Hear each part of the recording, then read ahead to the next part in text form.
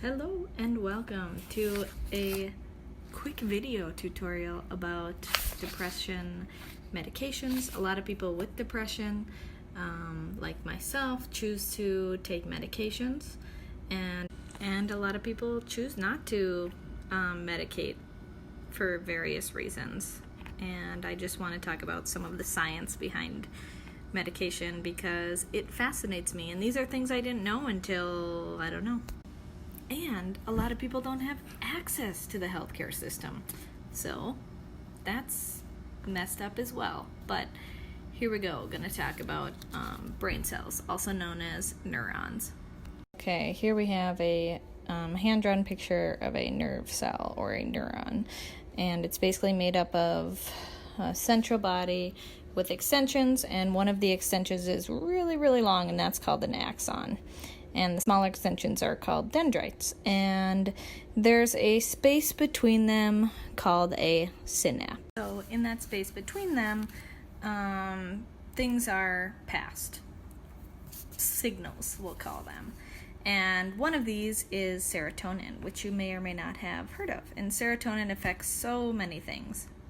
Serotonin affects a lot of things. Adrenaline, appetite, sleep, stress, social rank, stress coping, feeding, reproductive behavior, endocrine responses, like your hormones, emotions, aggression, anxiolytic,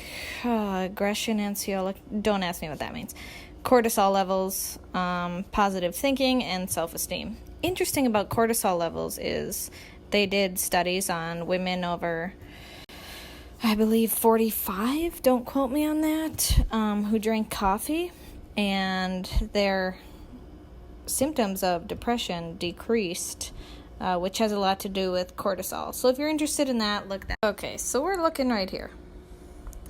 And basically you have a bunch of serotonin in vesicles that get released into the synapse, and some go to receptors on these, basically targets, and some go back up into what's called the serotonin reuptake channel, and that's kind of normal, and it's to monitor things.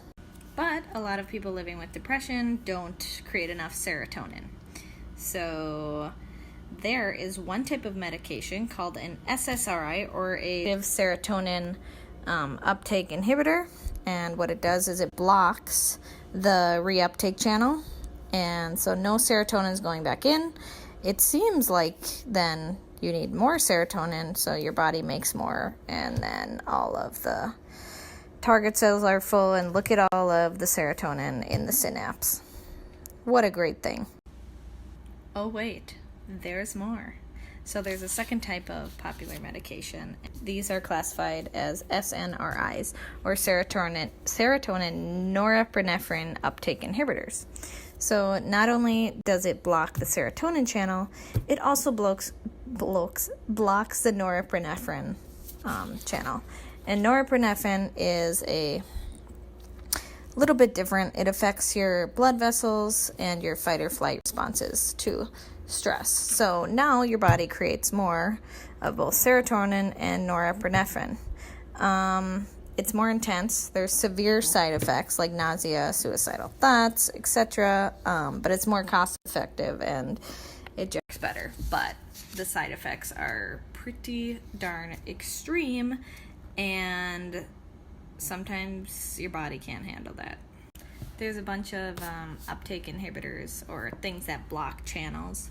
So your body creates more of these chemicals or electric signals, and one of them can even block dopamine, which is pretty dope.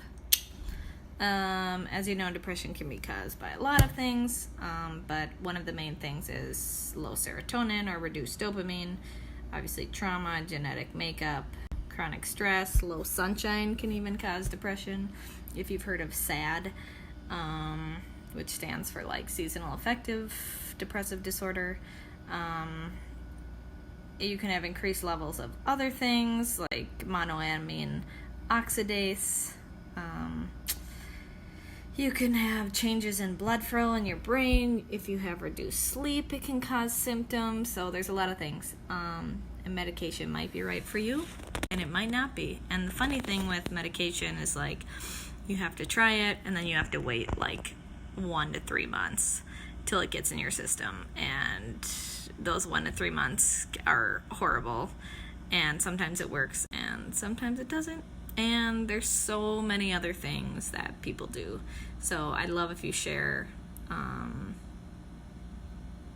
whatever. Things that have helped you, things that haven't. Also, people take SNRIs and SSRIs for a variety of diseases related to mental health, like anxiety disorder, PTSD, OCD, what am I missing? Bipolar disorder. Thanks for watching. This has been a delight.